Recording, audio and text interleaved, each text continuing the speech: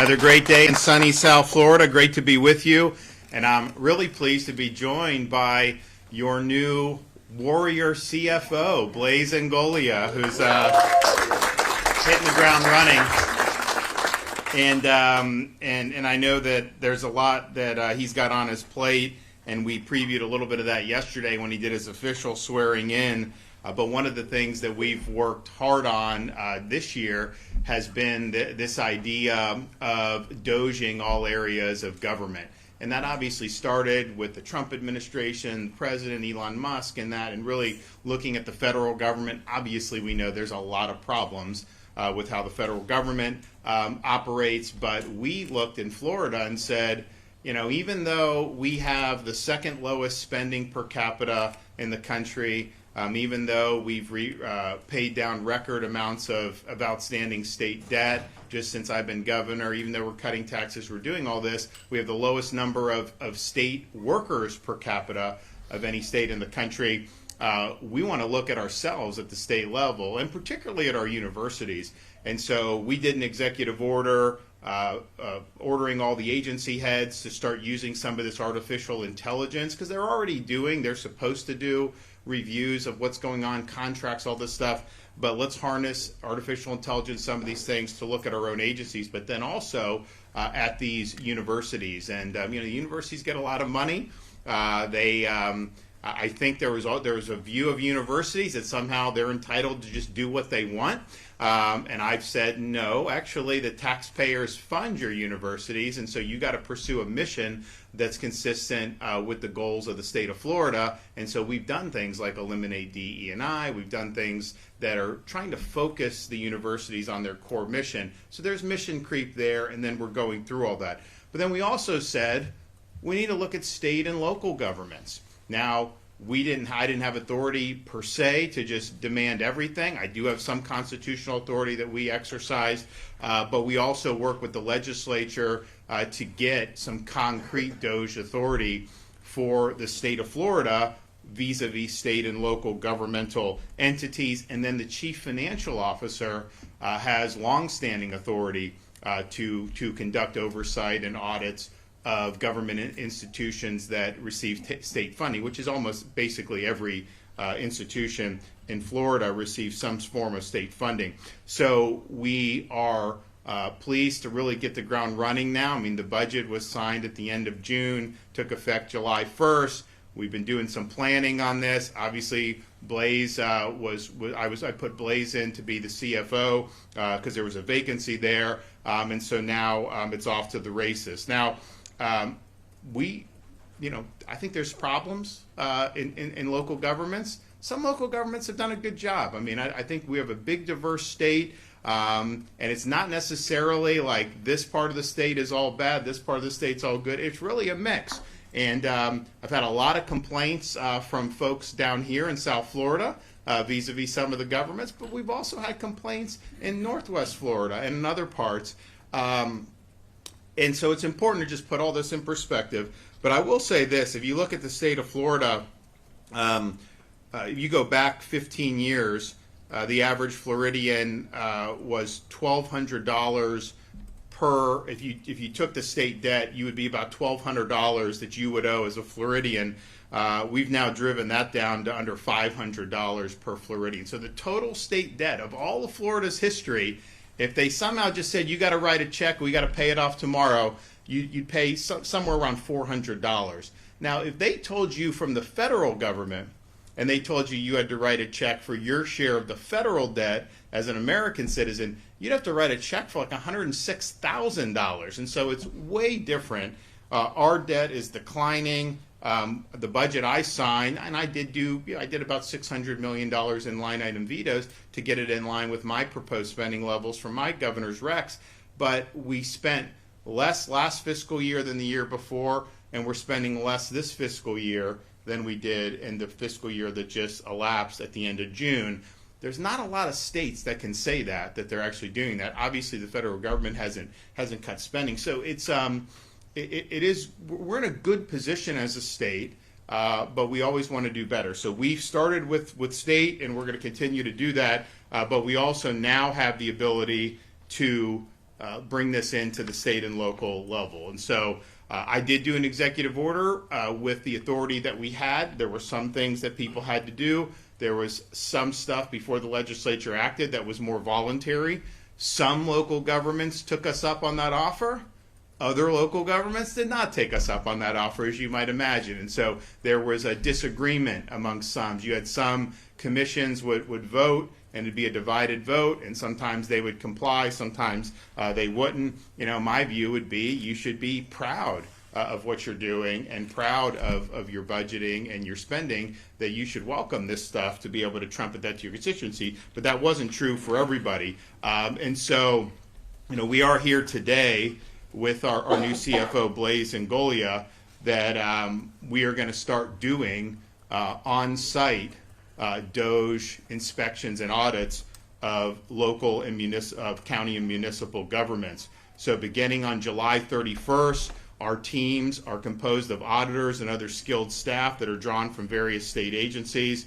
They will be using the authority that I mentioned to conduct reviews of the data systems, physical premises, and personnel of counties and cities that have thus far refused to cooperate with us to identify and report on any excessive spending patterns. And we'll be doing this through our new authority, as I mentioned, which includes granting access to spending records, and we'll be starting with those jurisdictions which have received a lot of complaints for their spending practices. And so we're here in Broward County, and I think most people know there's some criticism of how the county government has operated. And I think over the last 5 years, taxpayers here in Broward have watched their county government has increased property tax burdens by the tune of $450 million in addition to ad valorem collections. So that's an increase of close to 50% just since 2020. But yet,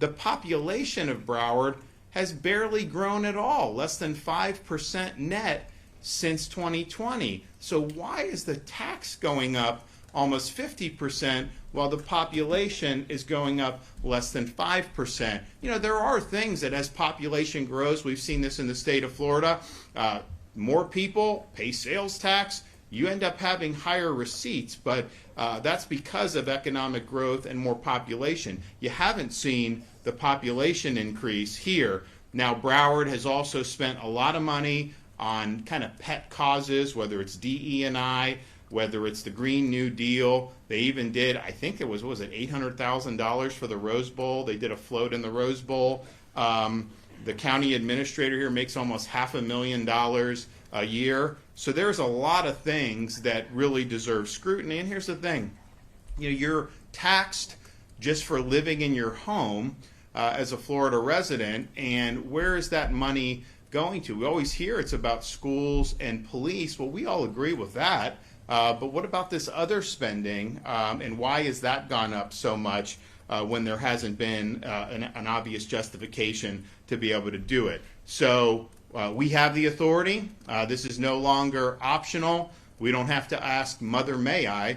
We can just simply say, you must comply under the law. Of course, there are supporting mechanisms built into the law for municipalities and counties that are non-compliant, and then of course I have constitutional authority to ensure that folks are following the law. So I look forward to these audits. So we are announcing today, Broward County. We've got another announcement later today in Gainesville, but you are going to see a cadence of these put out very quickly over the next couple weeks. And so it's not just going to be in one part of the state, it's going to be across the board. We have gotten a lot of valuable information from folks that voluntarily participated, but I think that there's jurisdictions that didn't want to participate.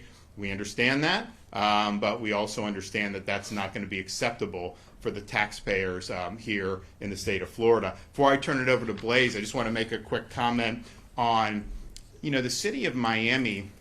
They cooked up this scheme with, I think, 3 of the 5 commissioners that they would just cancel the election scheduled for this November, extend their own terms in office, which the voters had never approved. That also violates term limits effectively, and that was just something that was going to be all hunky-dory. And I know a lot of people were concerned about it. I raised concerns about it and said it was bad.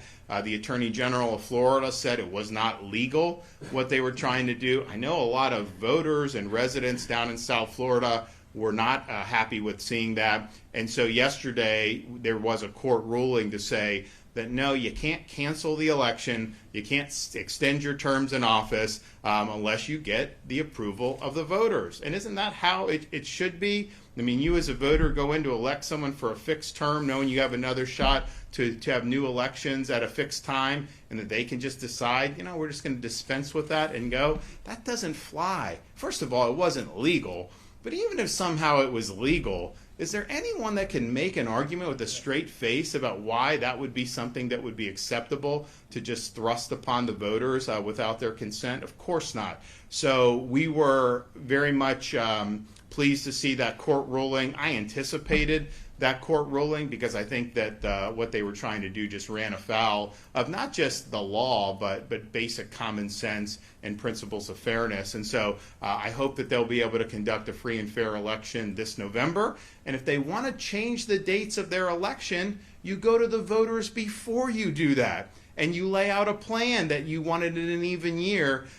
You don't just say, we're just going to stay in office a little bit longer, and regardless of what the voters think. So I appreciate those who were involved in that litigation, and I think it was the right decision. Okay, we got our fearless fiscal warrior, Blaise Ingoglia. Come on up.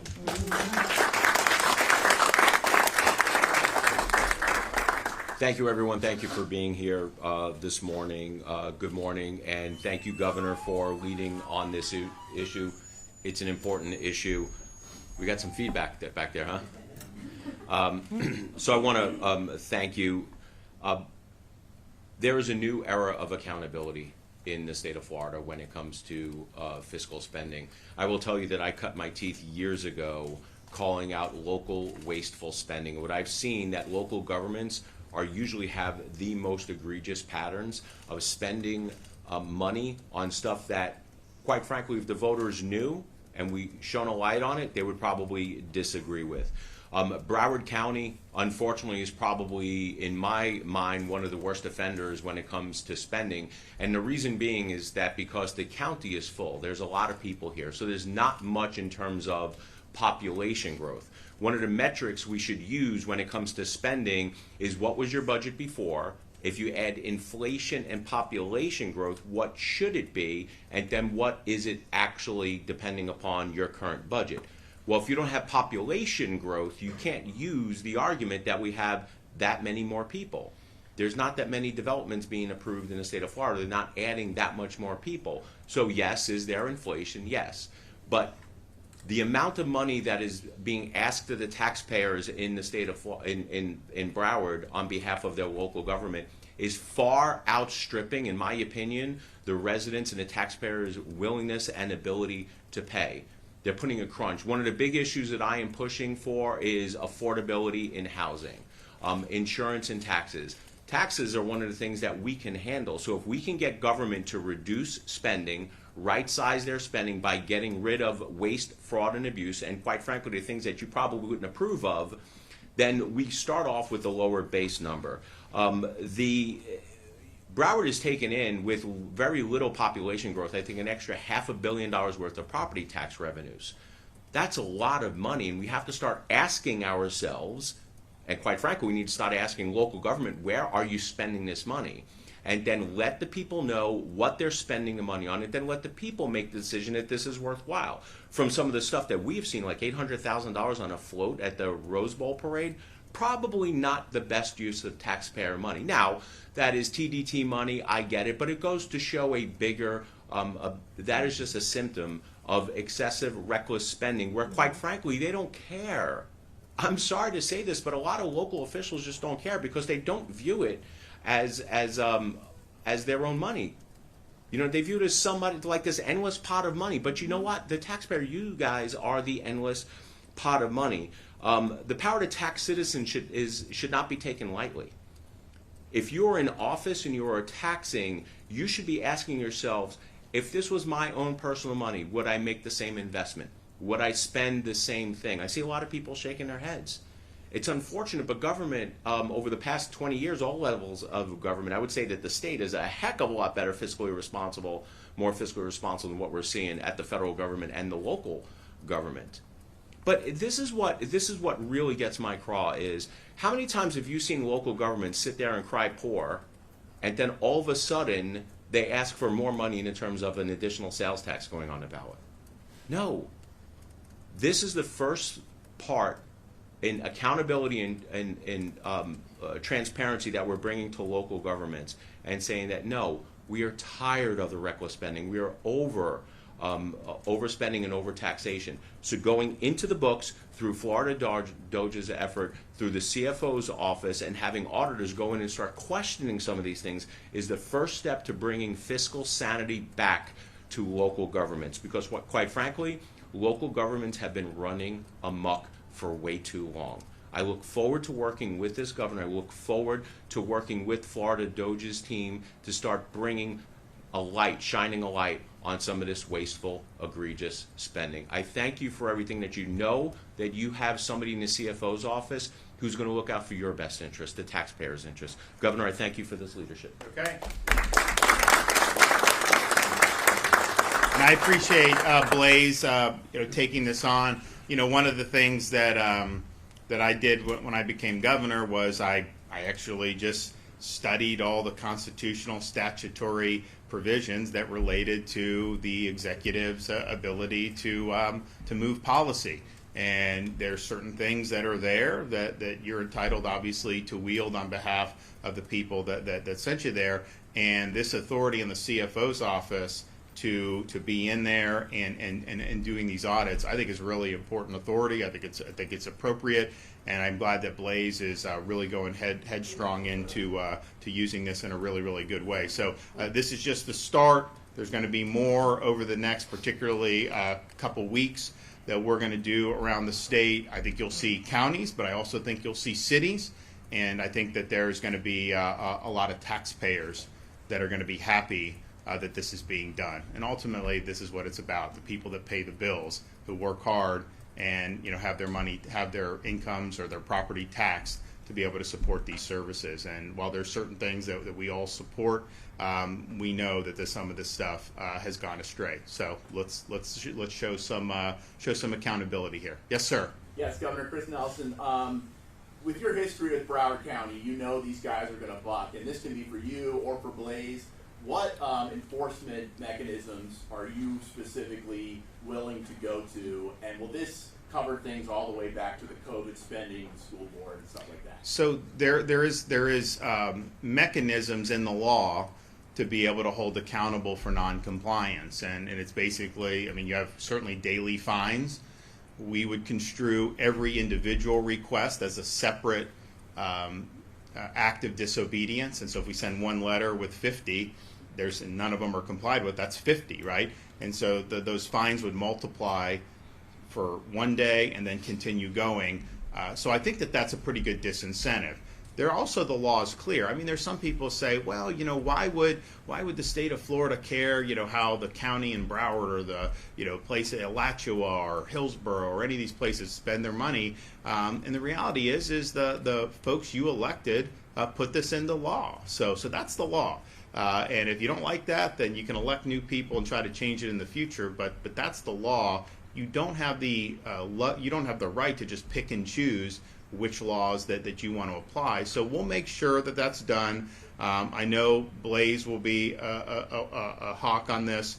We obviously will use our authority, and then quite frankly, I'm sure the Attorney General will ensure that there's compliance. So there's going to be compliance. That's just the way the people have spoken on this. We have the authority. I was very public about asking for this, and we got it done. And so now we're going to do the people's business. Yes, sir.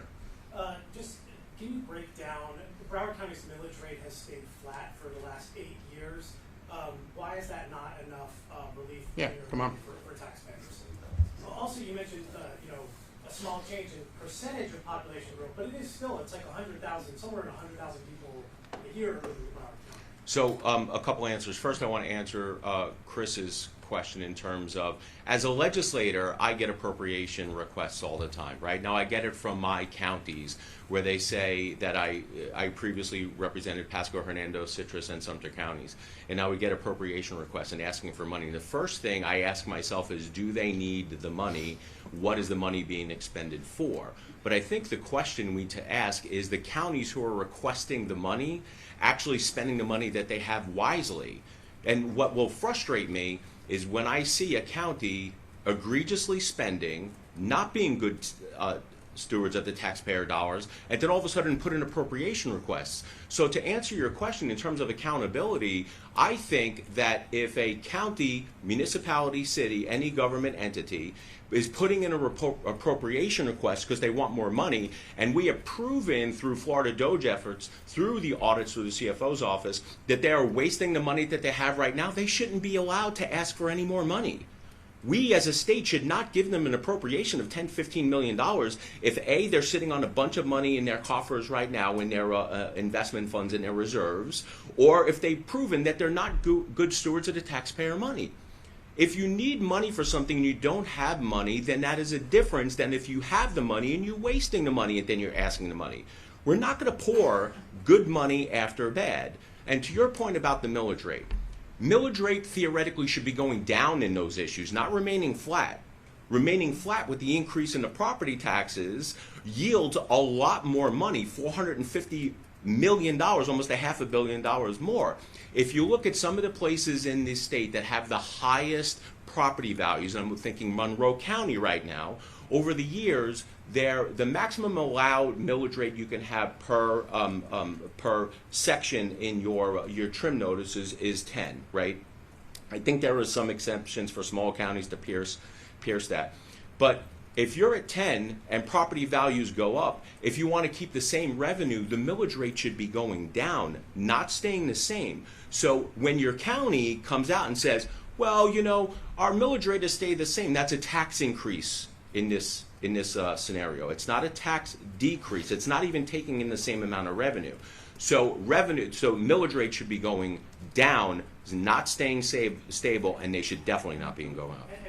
Well, but I think the issue, it's an unrealized gain property. That's the problem. That's why it's unjust, quite frankly, to have a homeowner who's, you know, working hard, doing all this, and you're still having to pony up money, basically paying rent just to be on your property to the government. That's not true homeownership. And so it's an unrealized gain. That's why they're taxing it. So yes, if the tax rate was the same and you were only taxing realized gains, then you could have a point. But it's an unrealized gain. So people's values are going up, partially because housing's gone up across the country, but even more so in Florida because there's been demand to come here. And so people are paying more. Even homesteaded properties are paying more. And then, heaven forbid, you have a young family, you grow out of a house, you want to buy, then you're at a much higher cost basis right there, and you're paying a lot more. So they're taxing unrealized gains. And so if you're taxing unrealized gains, to say you're keeping the millage rate the same, you're taxing higher values. People are having to pay more, but they've never sold the home at that point. This is just paper value. And it's interesting. How often are they aggressive to assess your property value lower? No, that's not what they do. Yes. In regards to the City of Miami ruling yesterday, would you like to personally see those elected officials held accountable? And then secondly, when can we expect Lieutenant Governor announcement? Jay Collins, perhaps? So I told people I would deal with these appointments after the legislative session. Obviously went till the end of June. So we were able to do the CFO. So the LG we're working on, I just got to vet people, right? And there's different folks that want it or this. And so it'll be soon, but it's not necessarily going to be, today or tomorrow. Now, look, on the City of Miami, now some people ask me, could you remove the commissioners? And actually the way Florida law is, governor has way more authority over county elected officials than municipal. So the municipal, really there needs to be a criminal pretext for the governor to exercise the suspension authority there. Now, why they did this, was there something behind the scene? I don't know. I mean, obviously it's a shady thing, right? But I think probably the best way to do it in the short term is we got an election coming up in November, and I think the voters of Miami, and interesting, this is an issue that spans party. Democrats and Republicans, that I've seen, all thought that this was a bad idea. The voters. I know some entrenched politicians thought it was a good idea, but this was a bad idea. And so I think the city's going to have an opportunity to elect a reform mayor and some of these commissioners. That's probably the best way in the immediate aftermath. Now on county stuff, like on the immigration stuff, I mean, if you have duties under the law, if you're neglecting those duties, then the governor does have the authority to suspend under those circumstances. So, yes, sir. Thanks, I appreciate it. With respect to municipalities that are not in compliance, is the sanction withholding state funding and appropriations, is that about the only sanction, or? Fines. So the where's Erica? I'm sorry. And my other question was, we have the fines, or how much a day? $1,000 per day. For each line item. So, so for example, if we send a letter to a city and say, provide us information on these 100 things, and they don't do it, then each individual item would be a daily fine of $1,000. So that'd be $100,000 a day for 100 items, and that obviously multiplies very quickly. Yes, the appropriations process, I think, is a separate one. I think Blaise makes a great point. His authority obviously is triggered by the receipt of state funds, and so if you have a county that doesn't receive any state funds, which I don't think any county in Florida receives no state funds, then you would be immune from the CFO's oversight. So I think there's going to be both, and then I think clearly if it came to something where you just had a neglect of obvious duties in some of these positions, to the extent governor's constitutional authority is implicated, you would have the ability to do that. So I'm confident that the enforcement is going to be adequate. And here's the thing, if people say, fine, just comply, we'll do it. I would love for some of the areas where people have told us, hey, you got to audit here, I would love for those to come back passing with flying colors. I mean, that'd be good for taxpayers if that happened. You said both, meaning appropriate state funding and the fine. That's the right, exactly. Yeah, I think I have so. one quick question on alligator opera. Sure. Lawyers are not able to see their clients out there. What do you think, being a lawyer yourself and a JAG lawyer? Well, I first of all, I don't know. Here's what I think is happening. You have some of these, and a lot of these are criminal aliens, and they will make claims, and then the media is kind of running with it. I know that the DHS anticipated that there would be legal involvement, and I know they even have a place where people can read books about this stuff. So that was all being kind of. Now I haven't been down there since the president was there. I may go back down very soon. But it's odd that they're going in there. I mean, you have these representatives. I mean, first of all, they're just trying to get some notoriety. So they're making these claims, and they're saying, oh, they're not fed well. Well, first of all, they're fed the same that the staff is fed. You go to and it's not a prison; it's a deportation processing center, so it is different. But in Florida prisons, do you think the prisoners get the same meals as the guards? No, of course not. It's different. Everyone's the same there, and they were mad that the ham sandwiches weren't toasted. Excuse me? I mean, give me a break. So DHS, required there to be certain things. I know the legal was a part of that. There is recreation. People say there's not, and there is. People will show. So I'm confident that whatever is required will be satisfied. I know that there's an effort to try to put whatever narratives out there that you can, but I'm confident that they'll get the job done. But here's the thing: ultimately, the goal is you need a place that you can process and deport efficiently. If you want to be able to remove illegal aliens from the country, particularly the criminal aliens who shouldn't be anywhere in our communities, that needs to have some infrastructure to go with it. DHS does not have enough spaces to be able to do it. So we're running into situations. Florida's aggressive. Our state and local are required to participate. So our highway patrol, they may bust some van, and there may be 10 illegals in a van. They can bring to ICE, but if ICE doesn't have room for them, then ICE basically just either has to release them or hope that you can put somebody in a state, a county or a city facility.